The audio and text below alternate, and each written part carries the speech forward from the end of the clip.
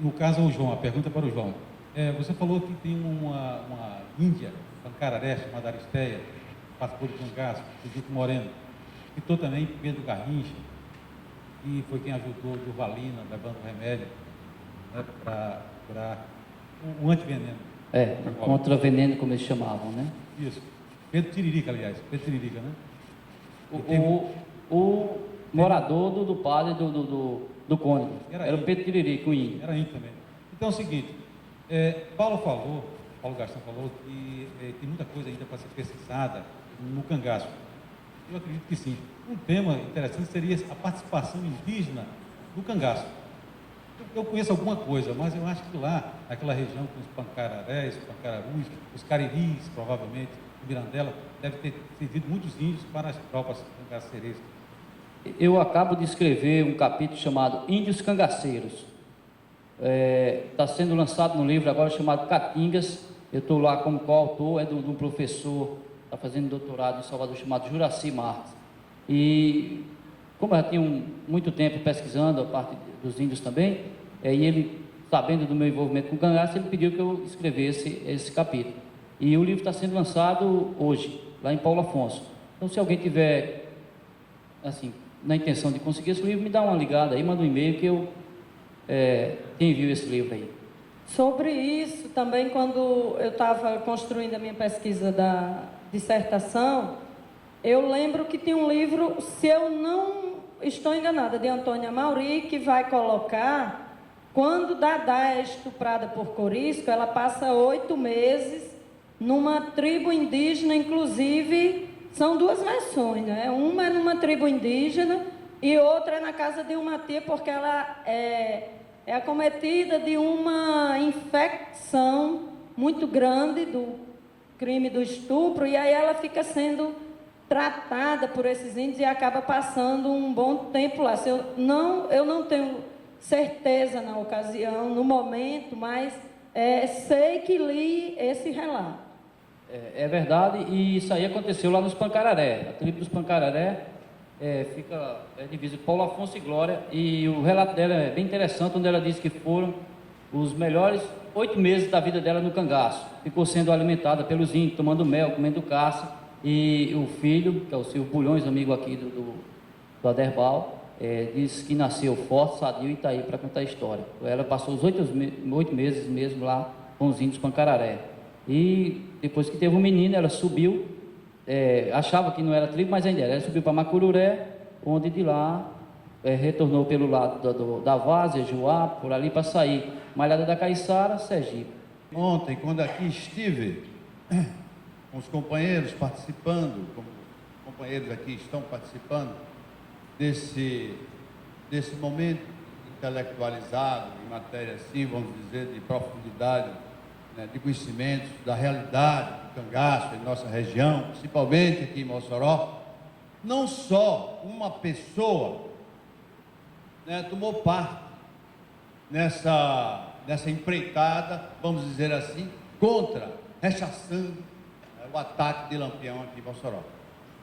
Se a gente for ler os livros, se a gente pesquisar, se a gente se ilustrar mediante leituras elucidativas sobre o tema, nós vamos chegar à conclusão que não só Rodolfo Fernandes tomou parte nessa luta, nessa batalha, como aqui foi dito ontem, e eu quero apenas, naturalmente, só para orientar, quero contribuir modestamente, né, com essa participação, de que não só Rodolfo Fernandes, mas Pedro Fernandes, por exemplo, fez parte da trincheira de Lampião, aqui, da Companhia Alfredo Fernandes, Indústria e Comércio, né? O Alfredo Fernandes, que era nessa época o comandante aqui do empreendimento de descaroçamento de algodão, né? Fez muitas demarches, desenvolveu um trabalho muito grande lá em Fortaleza, né? Raimundo Nonato Alfredo Fernandes, que tio de Sabino, pai da conferencista, né? Participou decisivamente também dessa empreitada, e tantos outros participaram aqui desse movimento, nas trincheiras que havia nessa época, duas empresas que funcionavam como descarroçamento de algodão, que era Tertuliano Fernandes, mais velha, e Alfredo Fernandes, mais nova.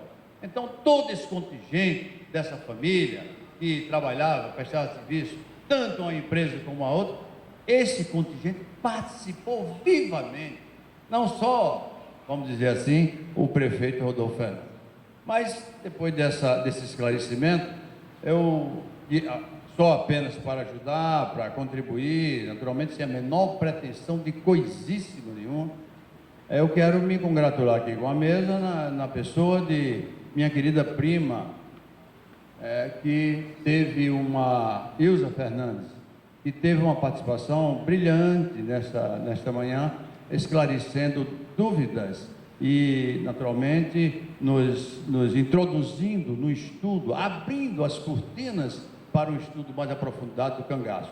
Eu pergunto a Ilza Fernandes, por que a mulher que vivia num recato muito grande, que vivia, vamos dizer assim, mais ou menos, aparentemente alheia aos movimentos do cangaço, por que e como ela se introduzia, vamos dizer assim, nesse ambiente das tropas cangaceiras? E qual era sociologicamente, qual era a importância que ela, vamos dizer assim, desenvolvia para a consolidação do grupo? Bom, não sei se deu para entender. Deu, sim. Como era que essas mulheres iam para os bandos, ou como elas chegaram até os bandos?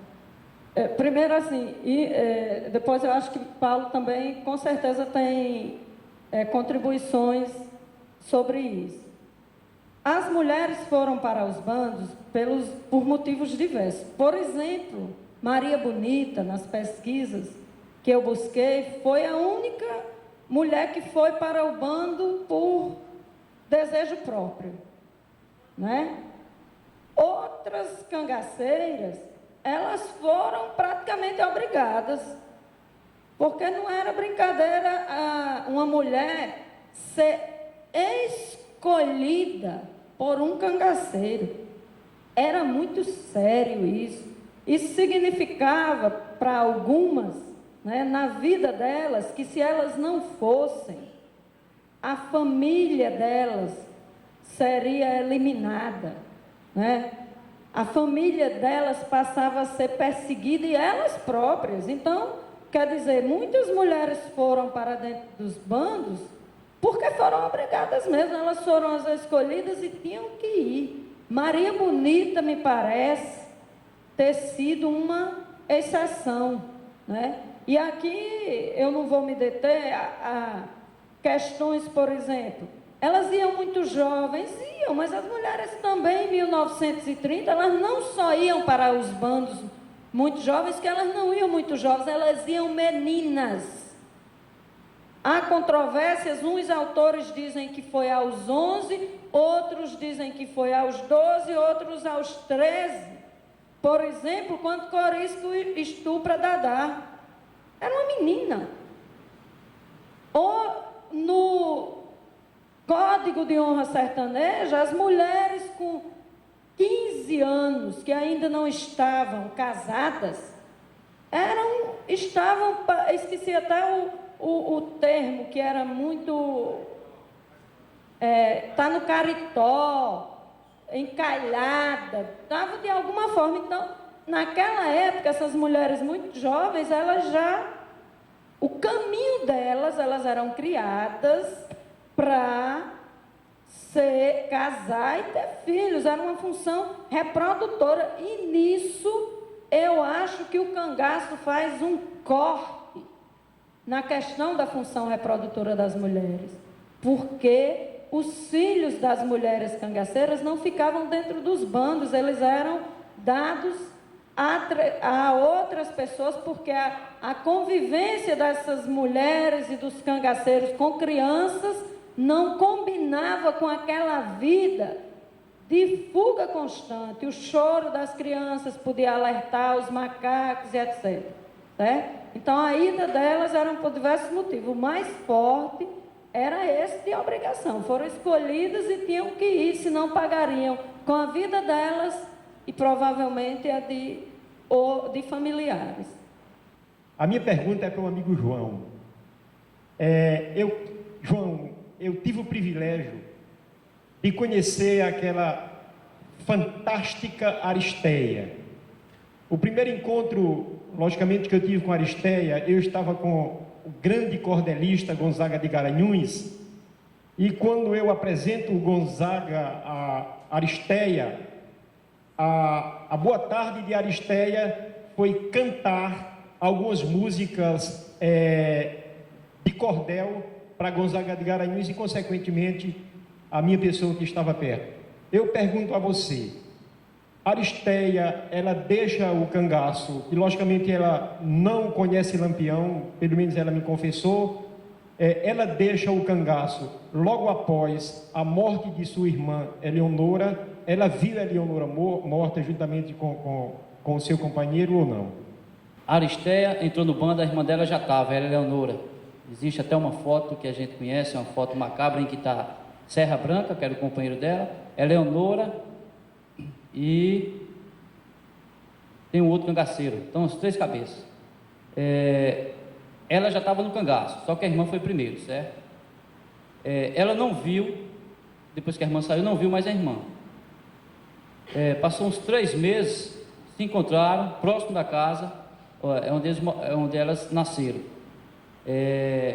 Daí a Eleonora sai, houve aquele combate lá com o grupo do tenente João Bezerra, onde ela toma um tiro na testa e morre. Depois só aparecem as fotos. Ela continua no cangaço Aristeia. Aí tem um combate próximo lá, Canapi, um lugar chamado Lajeiro do Boi, que é perto de onde ela nasceu. Você conheceu lá, e onde foram tiradas as fotos pelo Benjamin Abraão, tá, tudo ali pertencente à família dela. Então o que é que acontece? Ela entra nesse combate, vê o marido morto, ela está grávida, o marido cai morto, ela chora muito, tal. Antes de morrer, Moreno pergunta, o que é que eu faço com sua mulher? O cangaceiro diz, faça o que Deus quiser, ou o que o senhor quiser. Se possível, entregue ela para a família. O que é que Moreno achou melhor? Disse, olha, se eu botar você em sua casa, a polícia vem e lhe mata. Eu não vou lhe matar, que eu prometi para o seu marido que não iria lhe matar. Então você fica calado, não fala onde é que a gente se esconde, nem os pontos onde a gente anda, nem os coiteiros que servem para a gente. E eu vou te deixar em Santana de Ipanema, porque lá ela tinha uns tios que eram homens de recurso daquela época, 3 tios com o nome Pedro, Pedro Agra, Pedro Gaia e Pedro Soares, e chegou a ser prefeito de Santana de Ipanema. Então o que é que Moreno faz?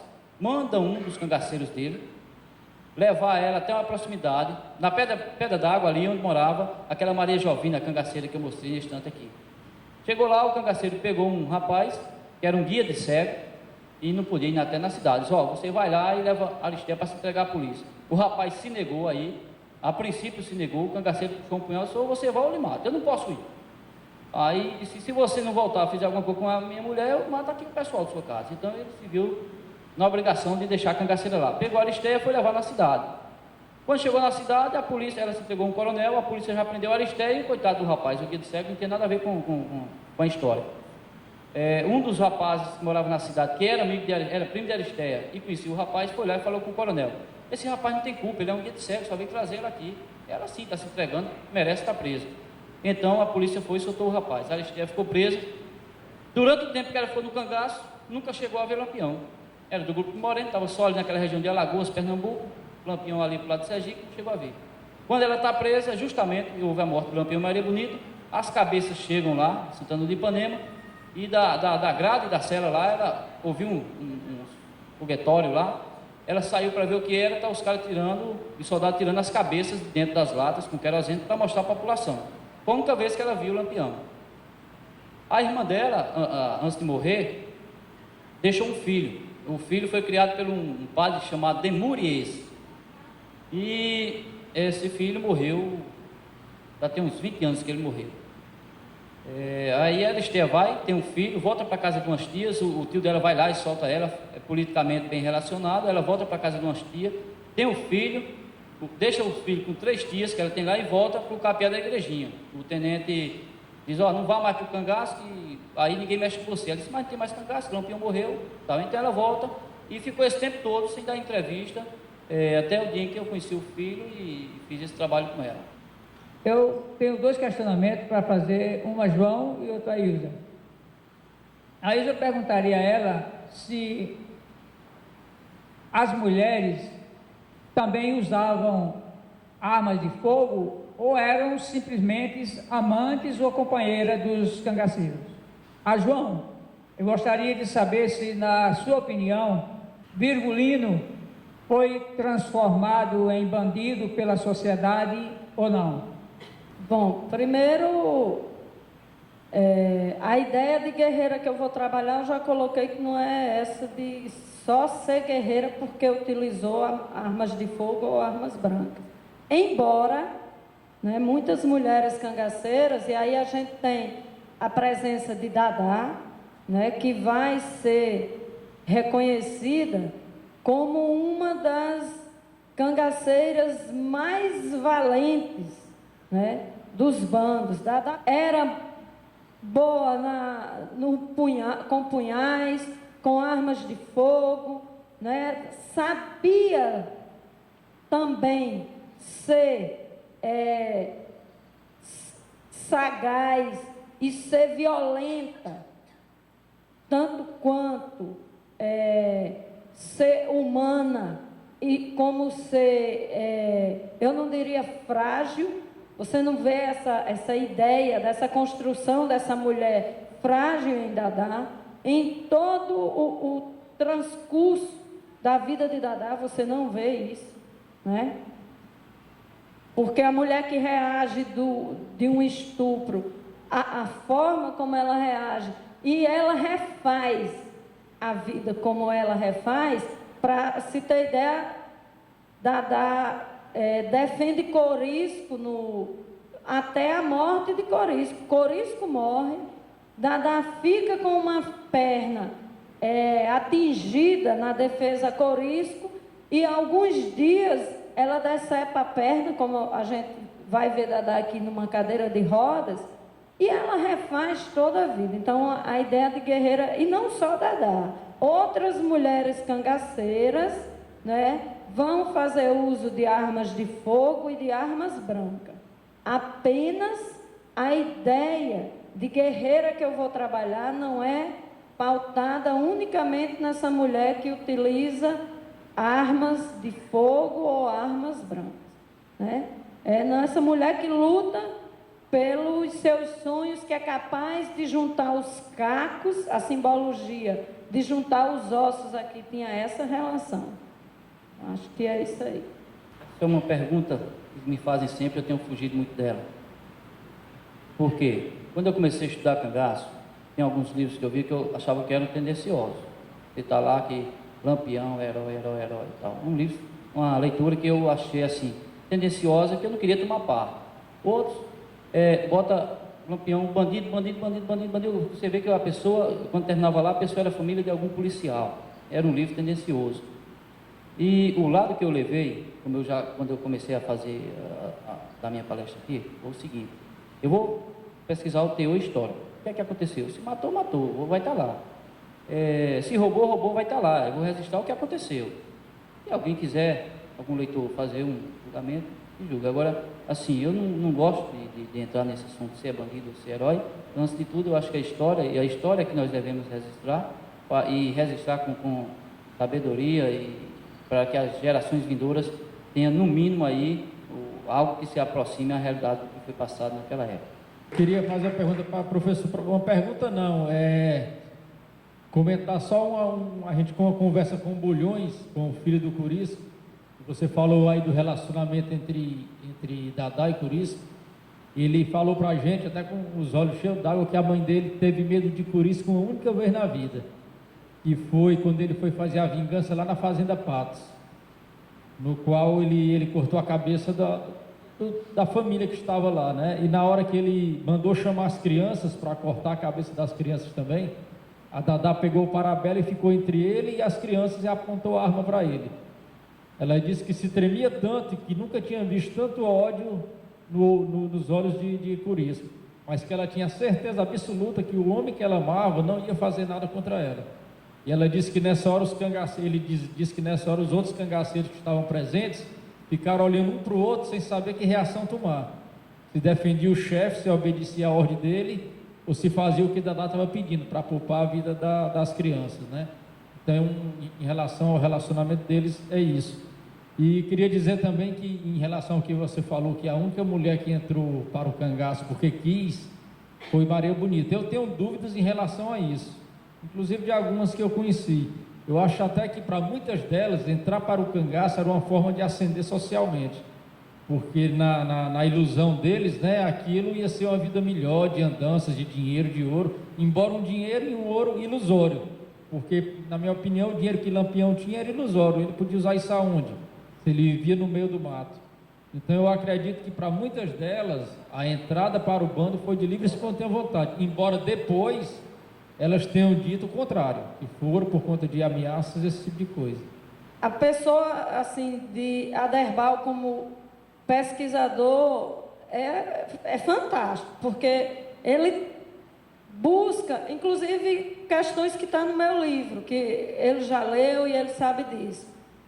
Ele lembrar da gente poder dizer isso, né? Porque, de fato, essa questão da ascensão social era muito forte.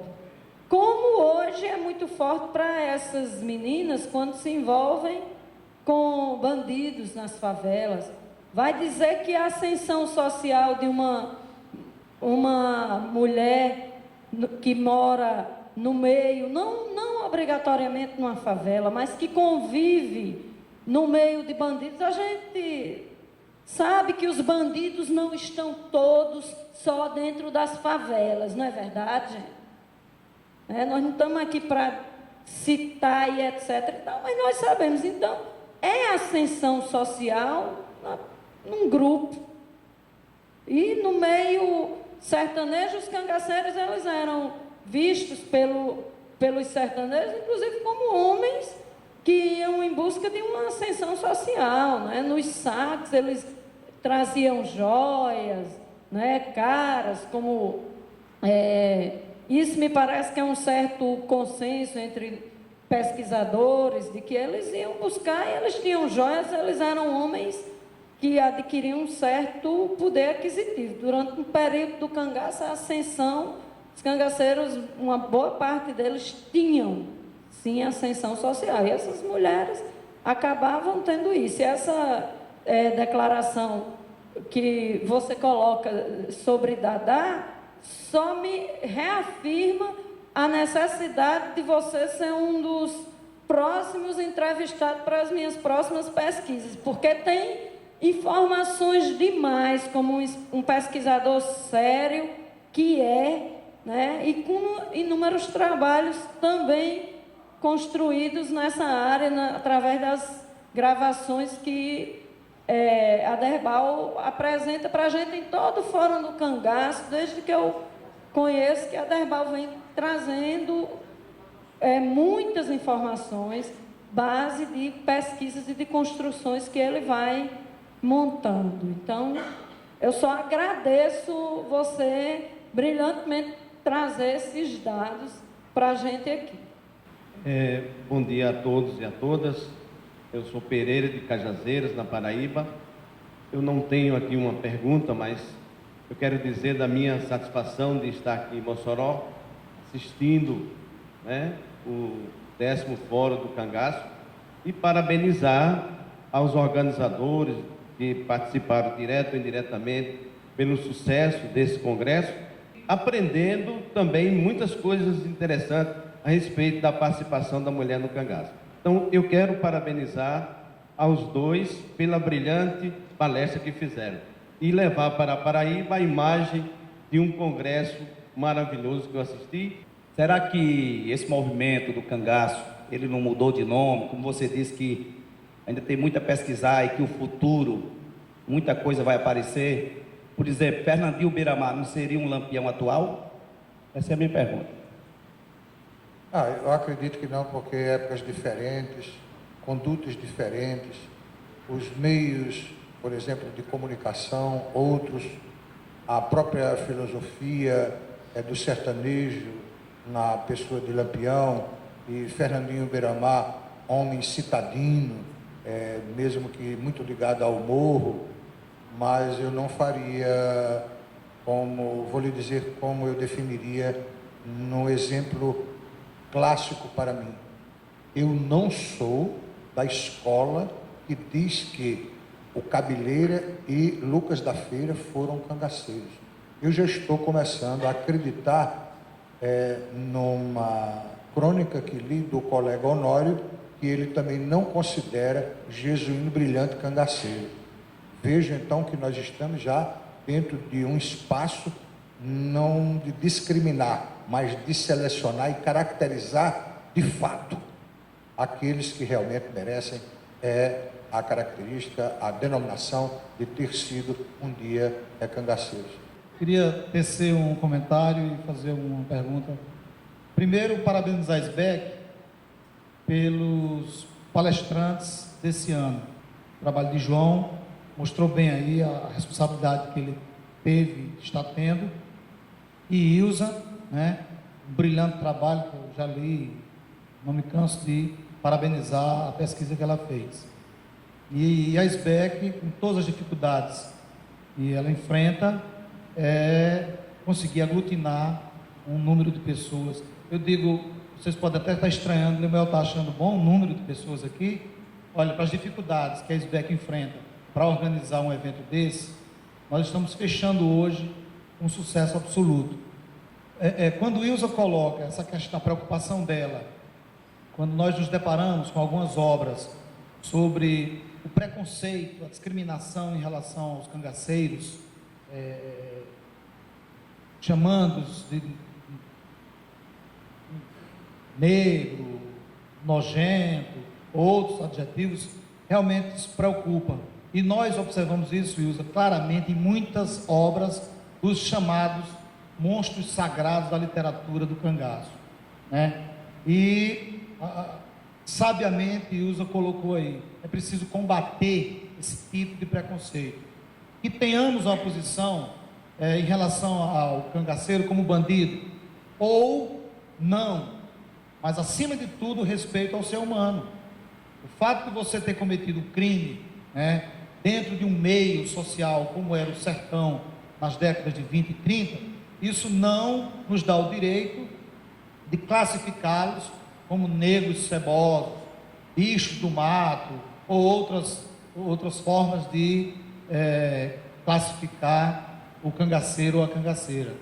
Eu acho que nós devemos realmente trabalhar em cima disso. A crítica, ela tem que ser feita, mas acima de tudo respeitando o ser humano. E ontem eu falei, né, que nós tínhamos muito que escrever sobre o cangaço ainda. E eu fiz uma crítica ontem a algumas obras que eu considerei e considero fora da academia. Fiz, né? Quando eu fiz a crítica a algumas obras, né, que não estão na academia, não foi estabelecendo ou determinando que as obras que devam receber méritos e ter realmente como base de pesquisa sejam obras da academia, não. Porque dentro da academia também tem o que não presta. A crítica que eu fiz foi: existem muitas obras que estão repetindo obras, repetição de fatos, e não buscando novas abordagens. A abordagem de Ilza é uma nova abordagem, discutindo a mulher, é uma nova abordagem sobre o cangaço. Então é essa a crítica que eu fiz a alguns autores, né? É que além do rigor metodológico, e Ilza falou bem, como nós vamos escrever isso, como nós vamos produzir a obra. A minha preocupação é essa, além do rigor metodológico, né, também não cairmos na repetição, porque nós nos deparamos com isso. Se nós pegarmos 10, 15 livros de 30 anos para cá, nós vamos perceber que não há uma abordagem nova da história do cangaço. Mas outros abordam, mas alguns autores persistem na repetição. Então isso se torna cansativa a leitura, né? E aí os fóruns que nós preparamos, outros que nós viajamos, a gente começa a perceber que é uma repetição. Então, se nós queremos atrair um público, principalmente um público jovem, para conhecer a história do cangaço e em especial a história de Mossoró, nós precisamos que esse público venha por um atrativo. E o atrativo tem que ser uma abordagem nova, uma abordagem crítica, uma abordagem comprometida com novas versões. Eu não diria com uma verdade ou com a verdade, porque é difícil você falar em verdade absoluta, né? E parabéns, João, brilhante, viu, sua exposição. Ilza, maravilhosamente bem, como sempre, né? E João, um recado para você: deixe o pé da galinha para mim. Obrigado a todos. Eu acho que falar mais sobre a mulher, eu digo, tem 2 mulheres escrevendo sobre cangaço. Uma aqui de Mossoró, Natividade, e outra de Cajazeiras, escrevendo sobre o avô dela, que no caso é Sabino. Gostaria de lembrar de que a literatura de cordel ainda não foi suficientemente explorada, pois nós temos em Cobra Verde um cangaceiro que não existe nada sobre ele. Eu diria de que a nomenclatura, a taxonomia para os vegetais e animais, quando nós temos N nomes, sabiá, juriti, jararaca, quantos nomes nós temos, e ninguém nunca se lembrou exatamente de fazer um pequeno trabalho buscando a etimologia dessas palavras. Mas tudo isso está às nossas mãos, é apenas a gente acordar um pouco e verificar o quanto isso é salutar para que os outros tenham na sua concepção, professor, que é a minha também, e de muitos que aqui estão, de algo de novo, de algo que venha, digamos, enriquecer o mundo que nós estamos, digamos, sempre em contato com ele. O meu nome é Ivanildo, eu moro em Natal e tive o prazer de estar aqui nesta manhã de hoje acompanhando esse trabalho da SBEC, esse fórum. Eu quero dar os parabéns ao Kidemi, ao Paulo Gastão, ao Ângelo Osmiro, que veio de Fortaleza, e dizer todo o meu apoio e incentivo a esses corajosos escritores, na pessoa de João de Souza e da professora Ilza, que eu conheço há mais de 2 anos, João de Souza, e eu sigo da sua batalha, tirando do seu bolso, tirando do seu suor, tirando às vezes até dinheiro da sustento da sua família para realizar pesquisa em termos de cangaço, às vezes sem o apoio oficial nenhum. Então, João, eu quero dar meus parabéns de todo o coração e dizer que você é um batalhador, que o seu nome é reconhecido não só no termo do Nordeste, mas já em termos de Brasil, e que você continue com esse trabalho, resgatando essa imagem, essa memória, que é muito importante. E a todos aqui que estão presentes. E eu gostaria de me dirigir a Paulo Gastão e a João com relação a alguns aspectos que diz respeito ao cangaço. Eu comecei a estudar cangaço de 2 anos para cá, motivado por visitas que fiz a Angicos, livros que li, e também meu pai, que era um curioso do tema. Então um assunto que me surgiu um dia desse e que não encontrei ainda em literatura nenhuma dos livros que possuo e com os colegas que comentei, é a respeito do decreto presidencial que anistiou os cangaceiros. Até hoje eu não vi nenhum autor dos quase 200 livros que eu possuo falar com relação a isso aí, e eu acho que é motivo de se fazer uma pesquisa a nível de documentos da Presidência da República, porque em 1938, 40, o Palácio do Planalto não funcionava no Rio de Janeiro, a sede da Presidência da República. E eu acho que era muito importante a SBEC encampar uma campanha nesse sentido, no sentido de conseguir esse documento oficial que existe, que deve existir no Arquivo Nacional, com relação à anistia dos cangaceiros, que deve ter sido dado por Getúlio Vargas. E isso eu tenho conversei com o Ângelo agora e conversei com outras pessoas, no sentido de que fosse resgatado isso aí, eu tentado resgatar esse documento, que é muito importante para que a sociedade tome conhecimento com relação a isso aí. Então, essa é a primeira pergunta que eu faço para o Paulo Gastão e para o João. A segunda é no sentido de que foi pouco explorado, e apenas o professor Melquiades da Rocha, ele fala no livro dele, Bandoleiros da Caatinga, é que Lampião possuía um vidro de veneno, não era para matar os outros, não. Esse vidro de veneno, ele existia, inclusive tem uma fotografia no livro, que era para tomar em caso, se ele fosse pego pela polícia ou tivesse uma situação desvantajosa, contanto que ele não fosse pego vivo.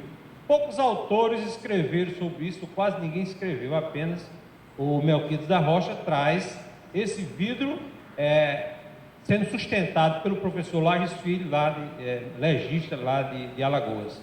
Então, eu gostaria de ouvir algum comentário com relação a isso aí. E a terceira pergunta é que vários autores, terceiro comentário, de que Lampião, por ter muito medo de ser envenenado, ele usava uma colher de prata para testar se alguma comida tinha algum tipo de veneno.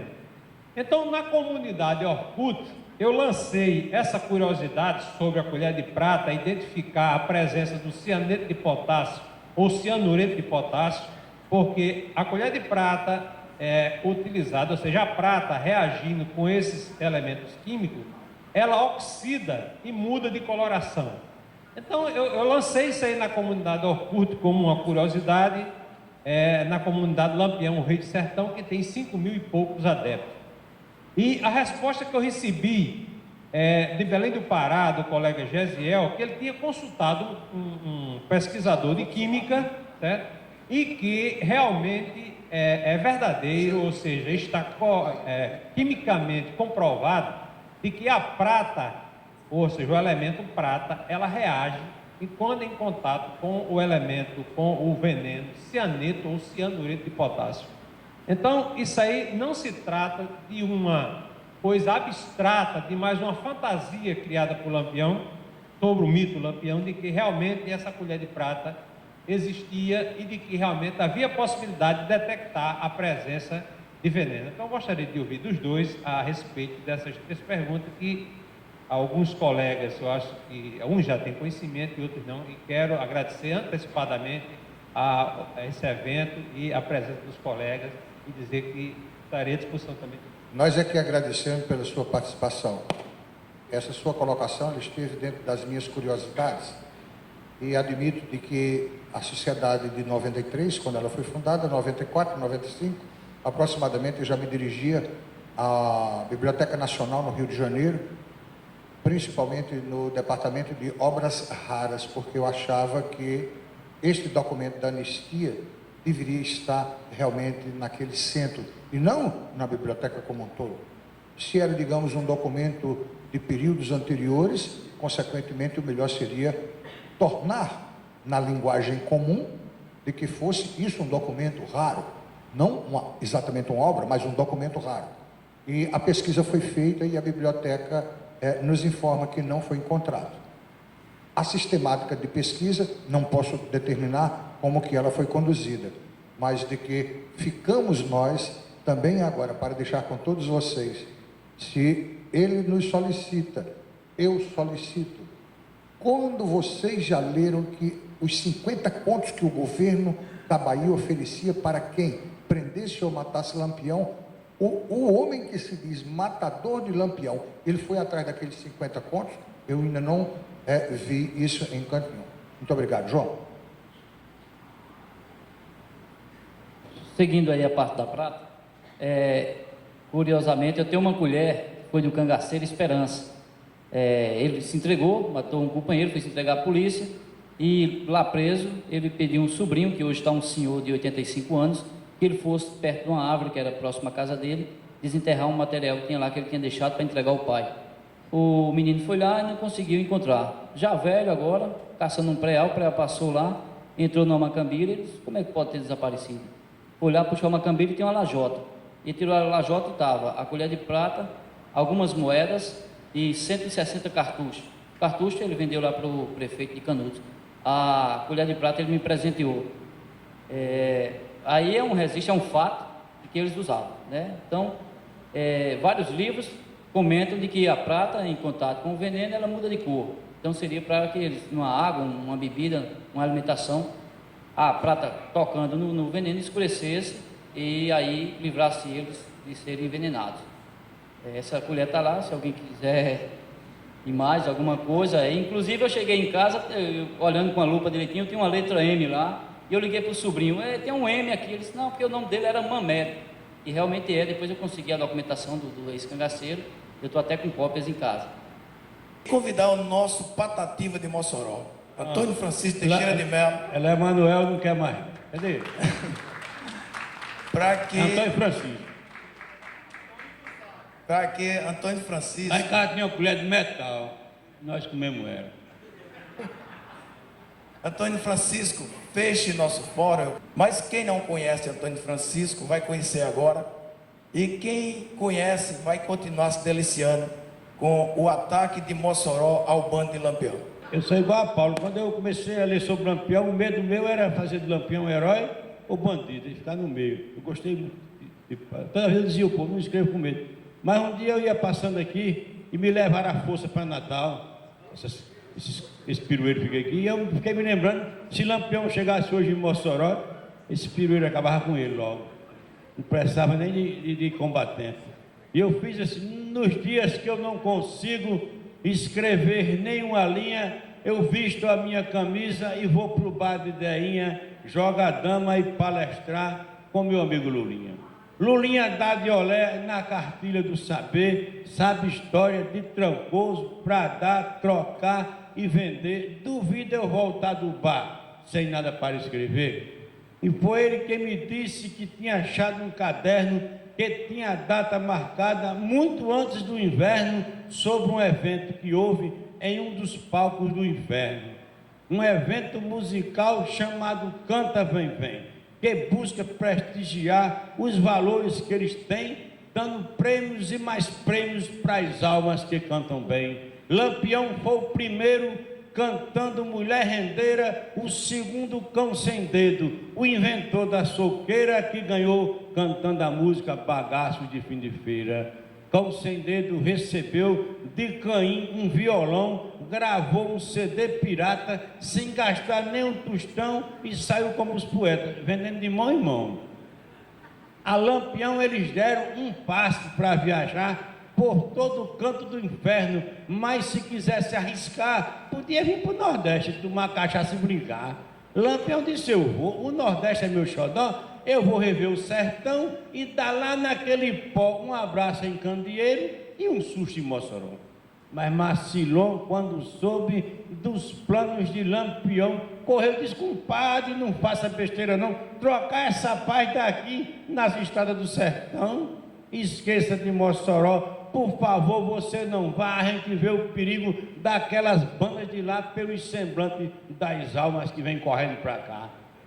Lampião disse, compadre, amanhã eu partirei, eu não vou gastar aqui o prêmio que eu ganhei, enquanto Mossoró zomba da carreira que eu levei.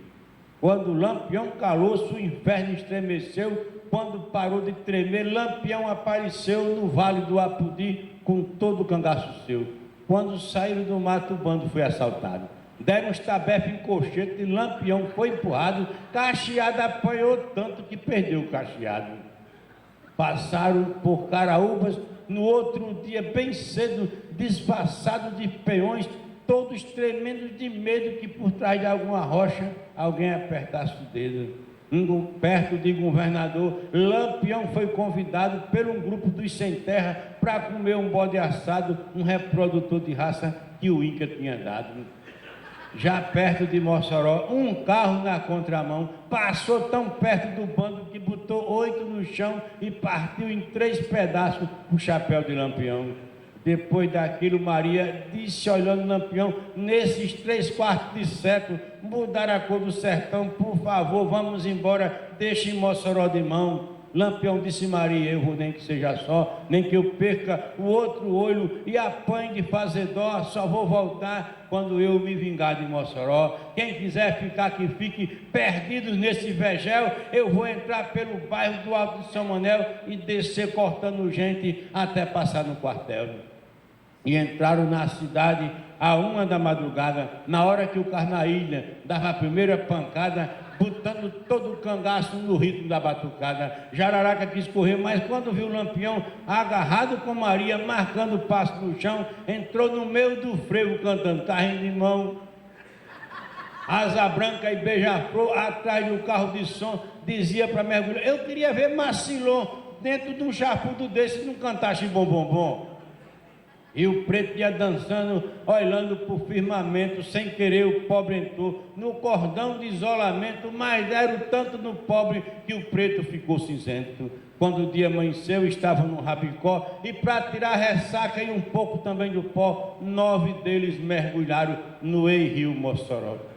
Dos 9 só saiu um mergulhão, cuspindo no gás, todo melado de óleo, se valendo de São Brás, foi se banhar no inferno e não voltou nunca mais.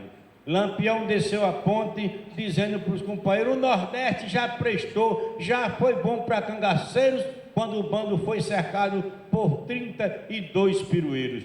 3 ainda reagiram, mas foram lentos demais. Os pirueiros pegaram, seguraram os 3 por trás e foram deixar os pobres depois de carnavais. Um pirueiro esperto das bandas do Cariri pegou Sabino Mourão, Quixadá e Bentivi, sacudiu dentro da besta e tirou para o Apudi. O restante do cangaço, que estavam com Quidu, foram levados na marra para a cidade do Açu, numa besta clandestina com as placas de patu. Lampião ficou sozinho, como um garrote perdido, com a derrota batendo no seu peito dolorido e 18 mototáxis voando no pé do vidro. Chorou na Praça do Cid, com saudade de Maria, da última vez que ela viu Maria Bonita ia cantando Xibom Bombom numa banda da Bahia. Passou na Rádio Rural, tomou uma noitão, comprou um cordel a Zé e saiu riscando o chão com 3 meninos de rua, limpando o seu chinelão. Quando o dia ia morrendo, todo coberto de pó, passou lá no Jucuri e disse o velho Chicó: eu já estou enjoado, aborrecido e cansado de correr de Mossoró. Agora, Gemaia disse que toda a vida que eu recitasse esse cordel, não se esquecesse de dizer o final. Hoje Lampião está bem distante do sertão. Lampião está distante, mas se a violência não. É bom parar e pensar, fazer força e acabar o que acabou de expulsar o bando de Lampião. Vamos, Marina. 5 minutos vocês aguentam? Vamos chamar uma menina aqui para recitar mais um poema bonito? No meu sertão, quando o céu abre a janela, vem o sol, passa por ela, com seus raios cobre o chão. Meu pé de serra se veste numa aquarela, passando o pincel na tela das paisagens do sertão. O nambu canta, dando vivo à luz do sol. O pequeno rouxinol também faz sua canção, e seus acordes se fundem com a luz do dia, dando brilho à melodia da garganta do sertão.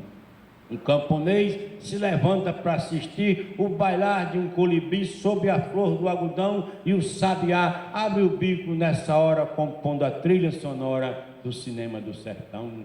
Entre os serrotes passa um riacho correndo, murmurando, se torcendo, se arrastando pelo chão, levando areia, pedra, pau, barro e raiz, deixando uma cicatriz na face do meu sertão. As nuvens descem, cobre a serra com seu véu, se mistura terra e céu na mais completa união, e nesse instante de beleza, paz, magia, sopra o vento e nasce o dia nas quebradas do sertão.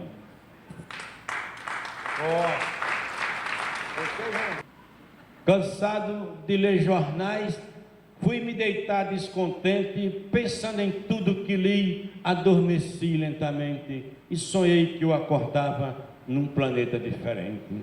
Era um planeta coberto de plantas de todas as cores, as lagoas orquestradas por marrecos cantadores, e as abelhas bailando por entre as pétalas das flores. Búfalas, zebras, elefantes, ali bem perto pastando, alces, gazelas, girafa, pela relva saltitando, e na linha do horizonte os dinossauros passando. Fiquei um tempo pasmado, depois saí caminhando, seguindo o curso de um rio, com os peixinhos pulando, as flores exalando cheiro e a floresta cantando. Logo mais vi uma cena que tocou meu coração. 3 meninos dentro d'água desenganchando um salmão que tinha ficado preso nas pedras do ribeirão.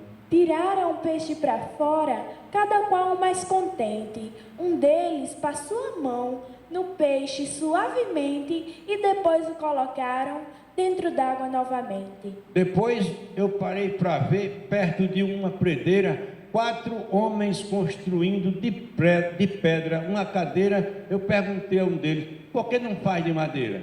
Disse, não temos coragem de cortar uma voribela para fazer uma cadeira somente para sentar nela. Achamos melhor ficarmos sentados na sombra dela. Com aquela simples resposta, sem querer, me envergonhei. Para disfarçar a vergonha, numa pedra eu me sentei. Aonde fica a cidade? Por favor, eu perguntei. Disseram, siga essa trilha com o nome de Liberdade. Logo mais tem uma placa que indica felicidade. Vá por onde a seta indica que chegará à cidade. Quando eu peguei a estrada e comecei a andar, sentou-se um pássaro em meu ombro e começou a cantar. Naquele instante eu senti um cheiro de paz no ar. Voando na minha frente, ia outro passarinho, ia na frente e voltava, cantarolando baixinho, como quem dizia, venha, eu lhe ensino o caminho. Quando eu entrei na cidade, parei de frente a um galpão, todo murado de pedra, na frente um grande portão, com um letreiro escrito em cima, Hospital do Coração. Abaixo, ao lado esquerdo, tinha um painel estupendo, em cada canto uma lâmpada, apagando e acendendo, com fundo cor de prata e letras góticas dizendo: aqui se encontram internados os que sofrem de ingratidão, de egoísmo, inveja, ódio, ócio, ambição, cobiça e outros males que envenenam o coração. Quando eu olhei para o lado, tinha um senhor me olhando, com um sorriso nos lábios e os seus olhos brilhando. Botou a mão no meu ombro e saímos conversando. Ele dizia, baixinho, pode ficar à vontade, vamos passear comigo pelas ruas da cidade e conhecer de pertinho a nossa felicidade. Eu andava olhando as casas brancas da cor de marfim, portas, janelas de vidro com cortinas de cetim, todo o quintal uma horta, toda a calçada um jardim. Quando chegamos na praça, eu parei, passei a mão numa estátua de ouro parecida com Sansão, só que em vez de uma queixada, era uma enxada na mão. Eu perguntei para o homem, é de um parlamentar? Ele me respondeu, com um sorriso no olhar, é de um agricultor, o nosso herói popular. Eu disse, e aquela outra? Aqui está de fronte erguida, a do pedestral de bronze, elegante e bem vestida. Respondeu, foi quem criou a matemática da vida. Pois tirou multiplicar, somar e subtrair, deixando nossa matemática apenas com dividir, ensinando ao cidadão a aprender a repartir. Naquele instante avistei, na sombra de uma mangueira, 3 meninos desmontando uma velha forrageira e outro mais afastado limpando uma talhadeira. Eu disse, perdão, senhor, não quero lhe ofender, mas o que estão fazendo? Por favor, posso saber? Respondeu, estão brincando de brincar e aprender. As crianças daqui brincam com paquinto de aço puro, esquadro, relga, compasso, martelo de ferro duro. São brinquedos de infância e ganha-pão do seu futuro. Quando saímos da praça, vi no pé de buriti uma linda águia azul ao lado de bem-te-vi.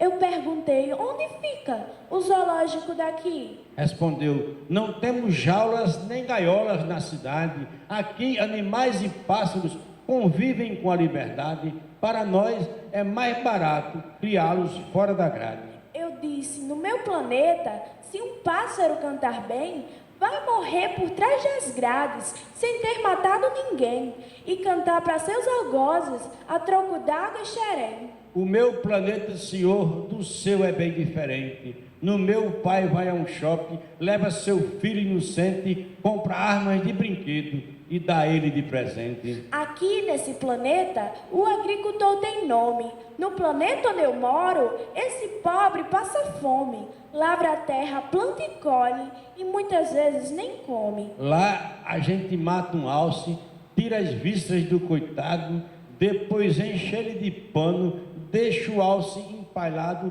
para mostrar no futuro o que tínhamos no passado. feliz do jacaré, que o bicho homem vê ele, porque além de matá-lo e comer a carne dele, faz o sapato do couro para ficar pisando nele. As algas dos nossos mares de suja mudam de cor. Ele disse: espere, pare, não fale mais, por favor, me diga somente o nome do planeta do Senhor. Eu disse: sou de um planeta que só vive em pé de guerra, onde fabricam doenças, onde a justiça mais erra, uma gaiola de loucos com o nome Planeta Terra. Os olhos daquele homem aumentaram mais a luz e perguntou: é verdade que lá fizeram uma cruz para crucificar um santo conhecido por Jesus? Fui responder: é verdade, nós matamos nosso rei. Fui falar, abri a boca, faltou voz, eu não falei. Quis correr, não tive forças, faltou fôlego, me acordei. Acordei para chorar, debruçado no meu leito. Daquele sonho pra cá, nunca mais dormi direito. Horas tentando esquecer, horas pensando em fazer o mundo daquele jeito. Muito obrigado. Obrigada. Saia não. Gente, vocês estão com a artista Mariama de Nazaré Marina de Nazaré e Celeste. A moleca que eu carreguei no braço que acabou de me fazer chorar. Bom. Obrigado, paixão. O rapaz olhou para o Papa e o Papa que demir. O cara olhou, tinha um cara lá com um rosário na mão, o Beata, e perguntou: o senhor conhece aquele dali? Aquele? Aí o rapaz disse: o da touquinha eu não sei quem é não, mas o outro é que o Demir. Peraí, eu queria só que, aproveitando o ensejo do poeta e a boa vontade, que ele declamasse: os animais têm razão. O povo não vai embora de jeito maneira. Se prometer ficar olhando para mim, eu passo de todo ninguém. Não é, Leonardo? E para aquele rapaz ali, olha, ei, o rapaz da igreja que não queria que ele pesquisasse sobre cangaço, né? E para você de Souza. É bem pertinho.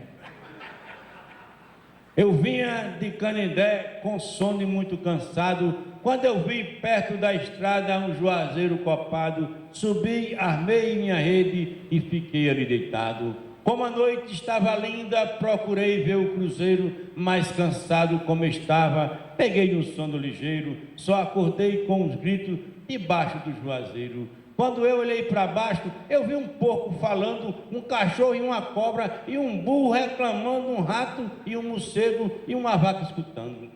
O porco dizia assim: pelas barbas do capeta, se nós ficarmos parados, a coisa vai ficar preta, do jeito que o homem vai acabar o planeta. Já sujaram os 7 mares, do Atlântico ao Mar Egeu, as florestas estão capengas, os rios da cor de breu, e ainda por cima diz que o ceboso sou eu. Os bichos bateram palma, o porco deu com a mão, o rato se levantou e disse: preste atenção, eu também já não suporto ser chamado de ladrão.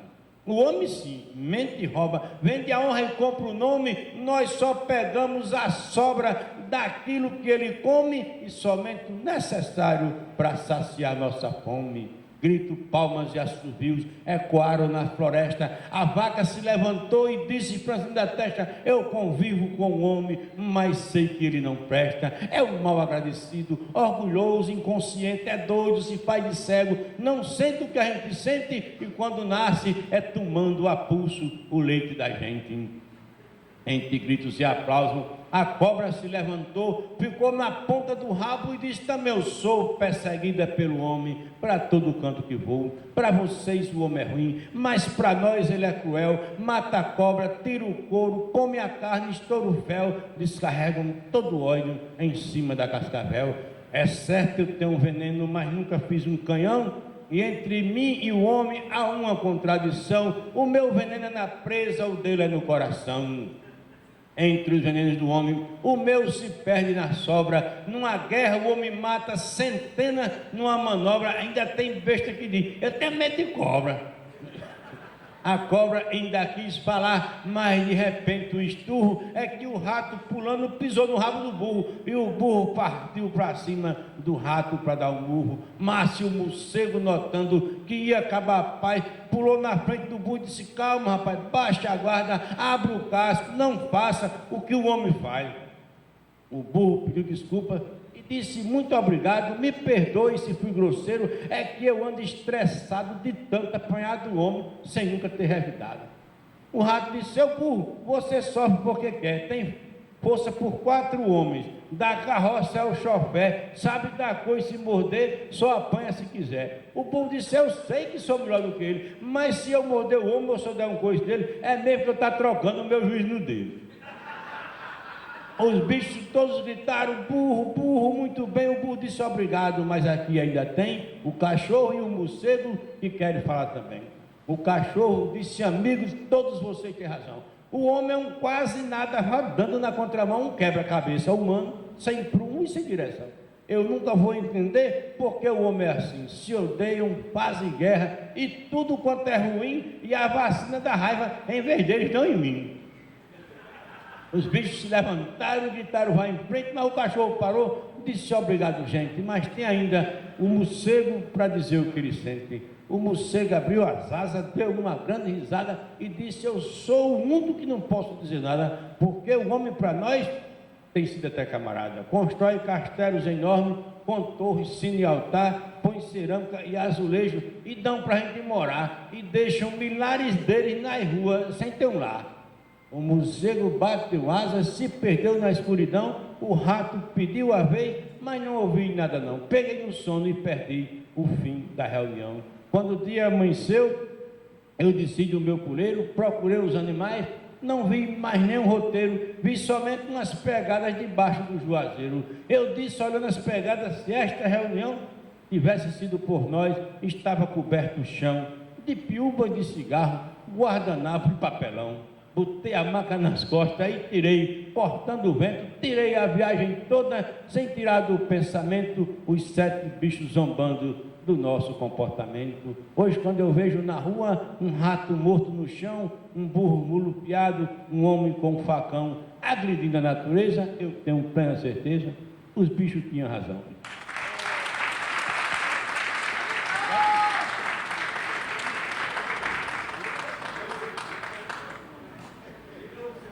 Aproveitar que o CD dele está aí fora. Nós encerramos assim com o brilho do poeta Antônio Francisco, cadeira patativa do Assaré na Academia Brasileira de Letras, o 10º Fórum do Cangaço.